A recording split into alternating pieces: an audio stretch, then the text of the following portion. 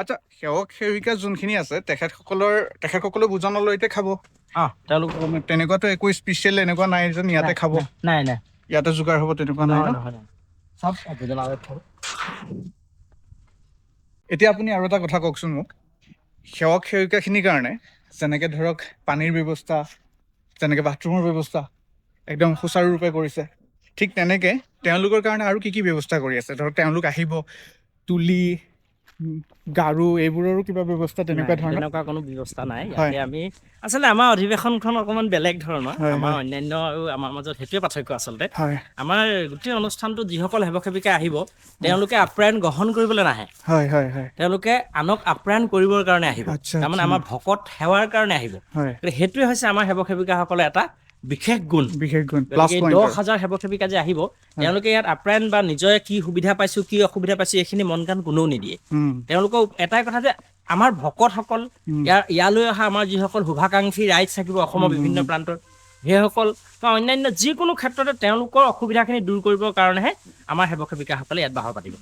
গতিকে তেওঁলোকৰ অন্যান্য কথা বতৰা থাকিব, খোৱা বোৱা খুব কম, আচলতে খুব ব্যস্ততাৰ মাজত আমাৰ যিখন ভোজনালয়ৰ মূল তোৰণ থাকিব, সেই তোৰণখনেদিনি বা সেই গেটেদিনি সোমাই গৈ তেওঁলোকে খাবলৈ যাবলৈ অকণমান অসুবিধা হয়, যিহেতু সময়ৰ কথা থাকে, তেওঁলোক খুব কৰ্মব্যস্ত হৈ থাকিব। তেওঁলোকৰ কাৰণে আমি সুকীয়া বেলেগ এখন গেট কৰি দিছোঁ। সেইটোৱে আমাৰ এটা বিশেষ সুবিধা আৰু তেখেতলোকৰ কাৰণে। তেওঁলোকে ধৰক এতিয়া ৰাতি শুবও লাগিব, অলপ সময় জিৰণি ল'ব লাগিব, ইয়াতে মানে একদম ডিউটি চিডিউল বনোৱা আছে, একদম টাইম বাই টাইম। তুলি গাৰু তেওঁলোকে আমি ইয়াতে খেৰ যে দিছো, ইয়াৰ ওপৰত তেওঁলোকে প্ৰত্যেকে নিজৰ নিজৰ বস্তু লৈ আহিব। শয়নৰ কাৰণে যিখিনি লাগে, যিখিনি বস্তু লাগে, গোটেই সকলোৱে লৈ আহিব। তেওঁলোকে কোৱা আছে মানে একদম প্ৰত্যেকখন অধিৱেশনত এইটো এটা আমাৰ বিশেষ। অকল তেওঁলোক বুলিয়ে নহয়, আমাৰ যিমান ভকত বৈষ্ণৱ আহিব, আমাৰ যিবিলাক শিবিৰ আছে, চবেই নিজৰ নিজৰ সা সুবিধাখিনি সকলোৱে লৈ আহিব লাগিব। গতিকে সেইটো মানে এটা ব্যৱস্থা একদম সংঘৰ প্ৰতিখন অধিৱেশন আৰম্ভণিৰ পৰা এতিয়ালৈকে সেই ধৰণৰ এটা মানে কথাই চলি আছে। এইখন এখন মায়াবিনী সেতু নাম দিয়া হৈছে। জুবিনদাৰ ইয়াত আচলতে স্মৃতি জড়িত হৈ আছে। আমাৰ প্ৰাণৰ শিল্পী সকলোৰে আচলতে হিয়াৰ আমঠু।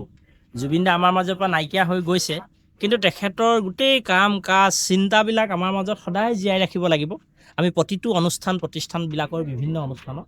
গতিকে আমাৰ এই অধিৱেশনখনতো আমি জুবিনদাৰ কথা বতৰাখিনি আমি বিভিন্ন ক্ষেত্ৰত জড়িত কৰিবলৈ চেষ্টা কৰা হৈছে। তাৰ এটা অন্যতম প্ৰচেষ্টা মায়াবিনী সেতু নামেৰে এখন সেতু নিৰ্মাণ কৰি থকা হৈছে। এইটো সম্পূৰ্ণ হোৱা নাই, আৰু কাম বাকী আছে। এখন কেন্দ্ৰীয় সেৱা বাহিনী শিবিৰৰ কাষেৰে ইয়াৰ পৰা গৈ ভোজনালয়ত সোমাব পাৰিব। এইখনদি সকলো মানুহ, কমন মানুহখিনি আহিব পাৰিব? সকলোৰে কাৰণে নহয়, কেৱল সেৱা বাহিনী সেৱক সেৱিকাসকলৰ কাৰণে। এইখনত আৰু বেলেগে সেৱা বাহিনী সেৱক সেৱিকাৰ কাৰণে সোমাব পৰা ভোজনালয়ত বেলেগ গেট নাই। এইখন মায়াবিনী সেতুৰে ওপৰে যাব লাগিব। গতিকে এইটো এটা আমাৰ কাৰণে নতুন এটা চিন্তা, আৰু আমি জুবিনদাক আৰু বিভিন্ন ক্ষেত্ৰত বিভিন্ন কৰ্মত জড়িত হৈ থাকিব।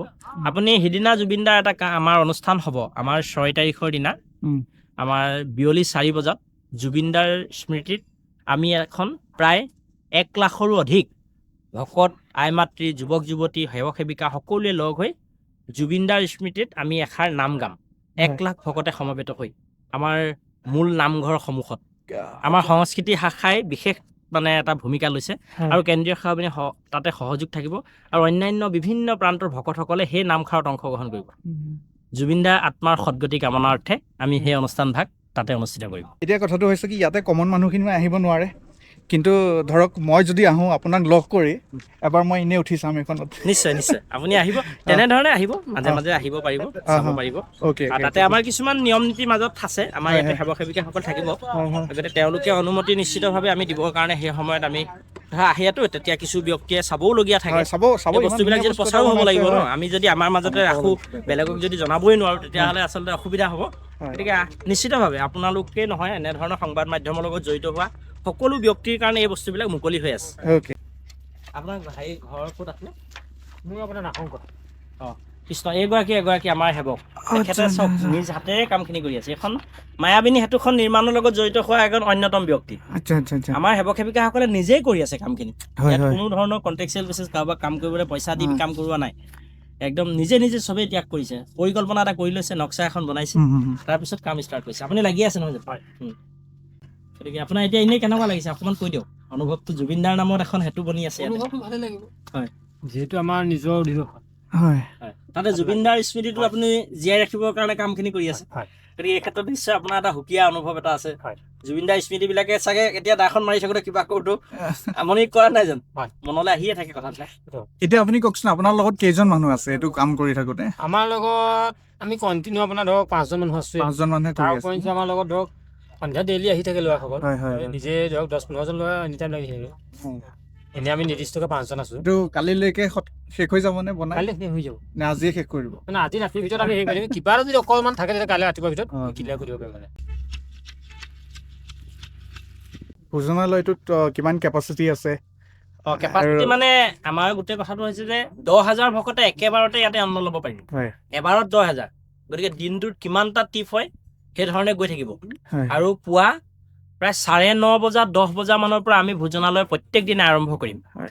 আৰু বিয়লি 4 বজালৈকে ভোজনালয় থাকিব 4 বজাৰ পিছত অকণমান সময়ৰ কাৰণে অলপ আকৌ ৰাতি সাজৰ কাৰণে ঠিক ঠাক কৰিব লাগিব সেয়ে অলপ এঘণ্টামান গেপ থাকিব তাৰপিছত আকৌ ৰাতি 1:30 বজাত 2 বজালৈকে এই ভোজনালয় চলি থাকিব একদম নিৰবিচ্ছিন্নভাৱে আৰু এটা কথা হৈছে ভোজনালয়ে এইপিনে এখন প্ৰস্থানৰ গেট সেইপিনে প্ৰৱেশৰ এখন গেট দিয়া হৈছে আৰু এটা ব্যৱস্থা কৰা হৈছে এইবাৰ আমাৰ যিখন বয়োজ্যেষ্ঠ আমাৰ যিসকল ককা আইতা থাকিব তেখেতলোকে যিহেতু ভিৰৰ মাজেৰে সোমাবলৈ অসুবিধা হয় গতিকে সুকীয়াকৈ এখন গেট এইবাৰ ব্যৱস্থা কৰা হৈছে কেৱল মাত্ৰ সেই বয়সস্থ আমাৰ সেই ব্যক্তিসকলৰ কাৰণে বা কোনোবা শাৰীৰিকভাৱে কোনোবা অসুস্থ বা অক্ষম এনেধৰণৰ কিছু ব্যক্তিৰ কাৰণে সেই গেটখন আমি ব্যৱস্থা কৰিছোঁ আৰু এইবাৰ এতিয়া আজি আমাৰ শংকৰদেৱ বিশ্ববিদ্যালয়ৰ পৰা আমাৰ যিসকল ছাত্ৰ ছাত্ৰী আছে তেখেতলোকেও ইয়াতে সেৱা আগবঢ়াই আছে এতিয়া ভোজনালয়ৰ তেওঁলোক কিছু পৰিষ্কাৰ অন্যান্য কাম কাজখিনিৰ লগত জড়িত হৈছে গতিকে তেখেতলোকলৈ আমাৰ তৰফৰ পৰা আমি ধন্যবাদ আৰু সেৱা নিবেদন কৰিছোঁ কৃষ্ণ তেওঁলোকে কাম কৰি আছে আপুনি তেওঁলোকৰ অনুভৱ অলপ সুধিব তেওঁলোক অনুভৱটো এবাৰ ক'লে ভাল লাগিব কোনে ক'ব গুৰুজনাৰ আদৰ্শত সৃষ্টি হোৱা বিশ্ববিদ্যালয়খনৰ পৰা আহিব পাৰিছোঁ খুব ভাল লাগিছে বিশ্ববিদ্যালয়খনৰ মূল মন্ত্ৰ হৈছে আচলতে জাতীয় চেতনাৰ আলোকত জ্ঞানৰ পোহৰ আৰু ইয়াৰ আলোকতে আমি ইয়াত আহি উপস্থিত হৈছোঁ বহুত বেছি ভাল লাগিছে আৰু ইয়াৰ পৰিৱেশে আমাক সঁচাকৈ বৰ মন্ত্ৰমুগ্ধ কৰিছে ধন্যবাদ আৰু এতিয়া ইয়াতে কেনেকুৱা ধৰণৰ ছাৰ্ভিচবোৰ কৰি থকা গৈছে মানে আপোনালোকে যিহেতু আছেই ন ইয়াতে ভোজনালয়খনত কি ধৰণৰ কাম কৰি আছে আমি বৰ্তমান গোটেই চৌপাশটো পৰিৱেশন কৰিছোঁ সংঘৰ সঁচাকৈ বৰ পৰিপাটিকৈ গোটেই চৌপাশটো সজাই পৰাই তুলিছে আৰু আমি ইয়াত সহায় সহযোগিতা কৰিছোঁ পৰিষ্কাৰ পৰিচ্ছন্ন হোৱা কাম কাজত অলপ সহযোগিতা কৰিছোঁ তেনেকুৱা কামবোৰ চলি আছে ঠিক আছে থেংক ইউ আপুনি এতিয়া ভোজনালয়টো মন কৰিলে দেখিব এটা বিশাল ভোজনালয় আৰু এই বিশাল ভোজনালয়টো পৰিচালনা কৰাটো এটা বিৰাট ডাঙৰ পৰিকল্পনাৰ প্ৰয়োজন আছে আৰু ইয়াত মানে আপুনি কথাবিলাক খুব সহজভাৱে ল'লে অসুবিধা হ'ব ইয়াত খুব বিষয়টোৰ ওপৰত এটা বিশেষ জ্ঞানো থাকিব লাগিব অভিজ্ঞতাও থাকিব লাগিব আৰু আমাৰ এই ভোজনালয় পৰিচালনাৰ ক্ষেত্ৰত আমাৰ সেৱক সেৱিকাসকলে যথেষ্ট অভিজ্ঞতা অৰ্জন কৰিছে যোৱা সময়খিনিত প্ৰতিখন অধিৱেশনত ভোজনালয় নিয়াৰিকৈ আগবঢ়াই নিয়াটো আমাৰ কাৰণে এটা বিৰাট ডাঙৰ মানে কথা আৰু ইয়াতে আমাৰ কোনো এগৰাকী ভকতে অসুবিধা নোপোৱাকৈ আমি যিহেতু অন্ন তেখেতলোকক বা প্ৰসাদ আমি তেখেতলোকক দিবৰ কাৰণে চেষ্টা কৰোঁ আৰু ইয়াতে আপুনি দেখিছে প্ৰতিটো এটা গলি দিয়া হৈছে এটা ৰাস্তা খুব সুন্দৰভাৱে ইয়াতে ঠেলা চলিব সেই ঠেলাবিলাকত অন্ন যাব দালি যাব চব্জি যাব এনেকৈ থাকিব বাকী অন্যান্য পানীৰ ইয়াতে টেংকি থাকিব মাজে মাজে পানী এনেকৈ চিনটেক্স থাকিব সেই পানীবিলাক তাৰ পৰা ল'বৰ কাৰণে এটা ব্যৱস্থা কৰা হৈছে তলৰ অংশখিনি আমি পকা কৰি দিম যাতে বোকা নহয় আজি এতিয়া হ'বই আৰু অলপ পাছতে কামখিনি হৈ যাব আৰু এটা ঘোষণা কক্ষ দিয়া হৈছে এখন চাং বনাই দিয়া হৈছে এইখন এইটো টাৱাৰ চাং এখন দি দিয়া হৈছে ইয়াৰ ওপৰত আমাৰ অবিৰতভাৱে গোটেই অধিৱেশন এই ভোজনালয়টো নিৰীক্ষণ কৰি থাকিব আমি কেইজনমান বিশেষ ব্যক্তিক আমি দায়িত্ব দিছোঁ আমাৰ কেন্দ্ৰীয় সেৱা বাহিনীৰে তেতিয়া তেখেতলোকে এই ভোজনালয়টো গোটেইকেইটা দিন একেকেইজন ব্যক্তিয়ে থাকিব ইয়াত বদলি নহয় সেইটো এটা বিৰাট ডাঙৰ কথা যে বদলি কৰি দিলে মানে পিছদিনা আকৌ কথাখিনি একেধৰণে লৈ যাবলৈ অসুবিধা হয় কাৰণে একেকেইজন ব্যক্তিয়ে কৰিব এটা সুন্দৰ চাউণ্ড ছিষ্টেমৰ ব্যৱস্থা কৰা হৈছে আৰু আগলৈ দেখিব ইয়াতে ৰন্ধনৰ চৌকাসমূহ ক'ত ৰান্ধিব সেই বস্তুটো আপোনালোকে দেখাব পাৰিম আৰু ইয়াতে দেখিছে নাই এনেকৈ ধৰণে আমি এনেকৈ পানী এনে টিপাল বান্ধি দিয়া আছে যাতে চাফ চিকুণ কৰাৰ ক্ষেত্ৰত অসুবিধা নহয় প্ৰতিখন এনেকৈ টেবুল খুব সুন্দৰ বহিবৰ কাৰণেও এখন আমি কাঠৰ দিছোঁ অন্ন গ্ৰহণ কৰা যিখন জেগা এইখিনিও আমি কাঠৰে দিয়া হৈছে ইয়াত কোনো ধৰণৰ অসুবিধা নহয় একদম মজবুত ধুনীয়াকৈ দিয়া হৈছে চাফ চিকুণ কৰিব পৰা ব্যৱস্থা আছে গতিকে এইটো এটা মানে ভাল লাগিছে গোটেই ভোজনালয় নিৰ্মাণ কাৰ্যটো নিশ্চয় আপুনি চাগে আপোনাৰ দৃষ্টিত যথেষ্ট এটা ভাল বুলিয়ে বহুত ধুনীয়া আয়োজন হৈছে খালি মানুহখিনি যোনখিনি মানুহে আহিব আমাৰ নিচিনা যোনখিনি মানুহ আছে আমি আহি ভালকে ব্যৱহাৰ কৰিলেই হ'ল আৰু হয় সেইটো ব্যৱহাৰটোৰ ওপৰতে কথা আৰু বাকী আমাৰ ল'ৰা সেৱক সেৱিকাসকলে বাকীখিনি অলপ সহায় কৰি দিবই কিছু ক্ষেত্ৰত এইবিলাক এনেকৈ গাঁত খান্দি দিয়া হৈছে সেই পানীটো ৰাখিবৰ কাৰণে ইয়াত মানে চিনটেক্স থাকিব হয় লাগি আছে পানী যোগান আপুনিয়ে ধৰিছে হয়। কিমান পানী লাগিব গোটেই ইয়াতে এপ্ৰক্সিমেট কওকচোন ইয়াতে এতিয়া কিমান পানী নাই, নাই। লাগিব মানে আপোনাৰ খেতিটো আপোনাৰ ক'ব পৰা কথা নহয়। স্প্ৰেয়াৰত কিমান আছে ধৰক চাপ'জ আমাক এটা সময়ত যদি আমি বিচাৰো যেন 50,000 লিটাৰ পানী লাগে এদিনত আছে তাৰ ব্যৱস্থা কৰি থোৱা আছে আপোনালোকে দেখিব ইয়াতে মাজে মাজে আপোনাৰ পাইপ পুতি থোৱা বৰিং আছে। কৰা আছে ৱাটাৰ চাপ্লাই হয় তিনিটা স্কিমৰ যিমান পানী লাগে পানীৰ অভাৱ হ'ব পানীৰ নিদিয়ে। অভাৱ নহয় পানী পানীৰ কোনো অসুবিধা আকৌ বটলটো আছে তাত কাৰ্টুনে তাত জমা কৰি থোৱা আছে হয় হয় বাকী এনে মাজে মাজে গোটেই হেৰি টেপ ফিটিং কৰি থোৱা আছে হয় এইটো খালি ড্ৰাম তাত আমি দিম তাৰ পৰা পানীটো তাত ষ্ট'ৰেজ কৰিম পানীৰ কমি নাই ঠিক আছে ধন্যবাদ থেংক ইউ বৰ্তমান আমি পাইছোহি ৰন্ধনশালটোৰ বিষয়ে জানো আহক এই ৰন্ধনশাল আপুনি দেখিছে ইয়াতে 300টা এনেধৰণৰ চৌকা ইয়াতে ব্যৱহাৰ হ'ব অহৰহ 300 চৌকা ইয়াতে চলি থাকিব তাৰপিছত এইটো ব্যৱস্থা আছে যিবিলাক আমাৰ অলাগতিয়াল যিখিনি বস্তু থাকিব বা চাফ চিকুণ কৰাৰ পিছত পানীবিলাক ইয়াতে পেলাই দিব এই ড্ৰেইনটোৱে পানীখিনি ওলাই গুচি যাব নিপিনে হয় সেইটো ব্যৱস্থা কৰি দিয়া হৈছে ড্ৰেইনেজ চিষ্টেম ধুনীয়া কৰিছে দেই কৰা হৈছে।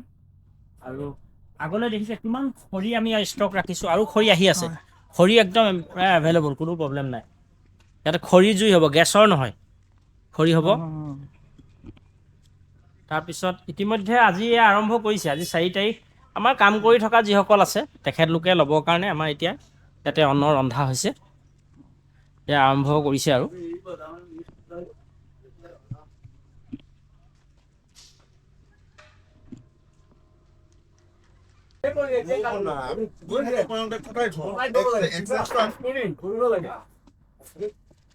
এতিয়া আমাৰ ভকতসকলে ইতিমধ্যে ইয়াৰ ৰন্ধনৰ কাম আৰম্ভ কৰিছে তাৰমানে যিসকলে আজি কাম বন কৰি আছে অধিৱেশনস্থলীত সেইসকলৰ কাৰণে আৰু এয়া আৰম্ভ হৈছে আমাৰ বাপসকল লাগি আছে এয়া ইপিনে অন্ন প্ৰায় হৈছে ইপিনে দালি চব্জি ব্যৱস্থাপনা কৰা হৈছে খুব এটা সুন্দৰ পৰিৱেশত কৰিছে আমাৰ ভকতসকলে দেখিছে নহয় এটা নিৰ্দিষ্ট সংস্কৃতিৰ মাজত তেওঁলোকে ৰন্ধন কৰিছে সাজ পোছাক তেওঁলোকে এটা খুব ধুনীয়া ব্যৱস্থাপনাৰ মাজেৰে ভালকৈ কামখিনি কৰিছে আমাৰ যিহেতু ৰন্ধনশালাটোৰ ক্ষেত্ৰত আমি এটা বিশেষ সতৰ্কতা অৱলম্বন কৰোঁৱে যিহেতু এটা ধৰ্মীয় আধ্যাত্মিক অনুষ্ঠান প্ৰতিটো দিশতে আমাৰ যাতে আমাৰ সংস্কৃতিবিলাক জীয়াই থাকে গুৰুজনাৰ আদৰ্শবিলাক জীয়াই থাকে তাৰ প্ৰতিও আমি এটা দায়বদ্ধতাৰ সৈতে আমাৰ ভকতসকলে এই কামখিনিও সুন্দৰভাৱে আগবঢ়াই নিছে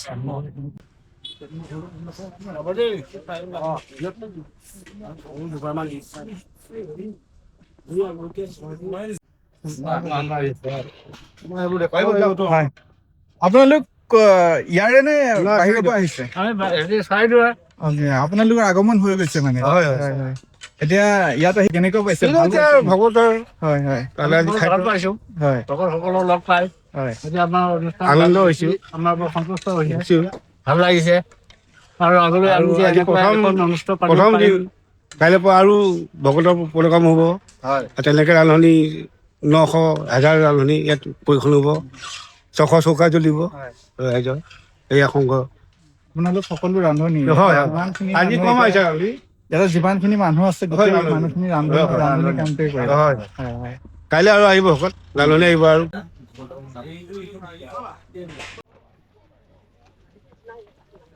এইখিনি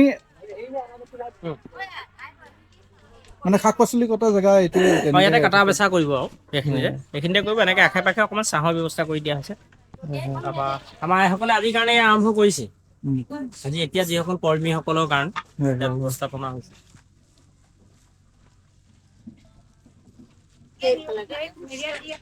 ইয়াতে মানুহ দূৰৰ পৰা অহা মানুহে আছে ইয়াতে ইয়াতে এতিয়া বৰ্তমান তেজপুৰৰ যিসকল আমাৰ আছে বা আইসকল আছে তেজপুৰৰ ভকতসকল আইসকলে এতিয়া এই কামখিনি কৰি আছে গতিকে তেজপুৰ জিলা শাখাৰ বিভিন্ন ঠাইৰ পৰা অহা যিসকল তেখেতলোকে কৰিছে কাইলৈ পৰহিলৈৰ পৰা লাহেকৈ যদি আৰম্ভ হ'ব তেতিয়া এখেতলোকৰ উপৰিও আৰু অন্যান্য ঠাইৰ পৰা অহা সকলেও এই কাম কাজখিনিত নিয়োজিত এখেতলোকতো থাকিবই এখেতলোক থাকিব তাৰ উপৰি আৰু যিহেতু আমাৰ মূল অধিৱেশনখন 6 তাৰিখৰ পৰা আৰম্ভ হ'বহে এতিয়া এখেতলোকে কম সংখ্যক কিছু আয়ে যিহেতু ইয়াত কটা বচা কামখিনি কৰি আছে এতিয়া যিহেতু সংখ্যা বঢ়াব লাগিব গতিকে অন্যান্য সকলৰ পৰা ইয়াতে সংযোগ হ'ব আপোনাৰ ঘৰ ক'ত খোলাকান বৰিগাঁও ক'ত ঘৰ খোলাকান বৰিগাঁও কেনেকুৱা লাগিছে ইয়াতে আহি ভালে লাগিছে এতিয়া 3 দিন ইয়াতে থাকিব নাথাকো যাম অহা যোৱা কৰি থাকিব মানে আপোনালোকৰ ওচৰৰে ইয়াৰে এতিয়া আজিতো ধৰক আপোনালোকৰ অলপ কষ্ট কম হ'ব কালিৰ পৰাতো কষ্ট হ'ব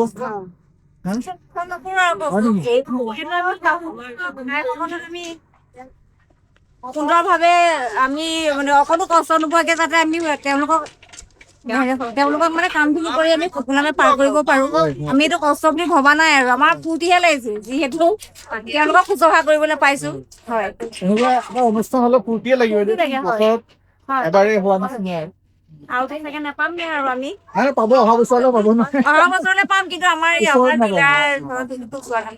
ঠিক আছে লাগক আপোনালোকে দেই আমাৰ বস্তুবিলাক ষ্টক হৈ যায়। কি ক'লে যিটো কেন্দ্ৰীয় ভঁৰাল হয় কোনফালে আছে ইয়াত সেই ভঁৰালটো এইখন দিয়া নহয়? আছে কেন্দ্ৰীয় ভঁৰাল। আৰু তাতে গোটেই ভোজনালয়ৰ বস্তুবিলাক ইয়াতে খোৱা সামগ্ৰীখিনি মানে হয় ইয়াতে ষ্টক হ'ব হয় গুদাম।